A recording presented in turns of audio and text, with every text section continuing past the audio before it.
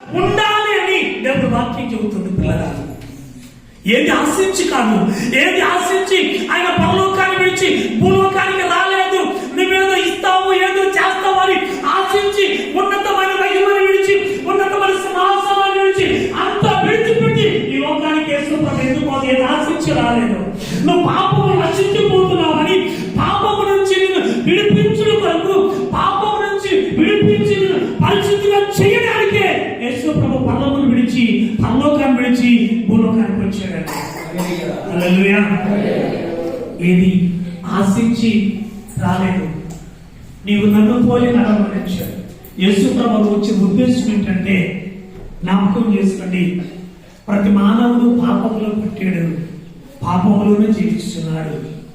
నీ పాపము నుంచి విడిపించుడు కొరకు, నీ పాపమును పరిహారం చేసి ఆయన పరిశుద్ధిగా చేసి ఆ మోక్ష రాజ్యంలో మనకు తీసుకెళ్ళడం కోసం ఈ లోకానికి వచ్చాడు. ఆయన అన్నాడు, నేను పరిశుద్ధులను కనుక మీరును పరిశుద్ధులై ఉండండి అని సెలవిచ్చిన దేవుడు.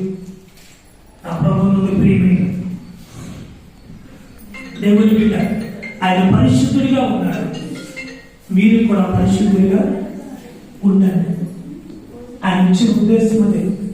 మానవుని పరిశుద్ధిగానే దేవుడు చేసేది. ఫస్ట్ చేయబడిన ఆ మానవుడు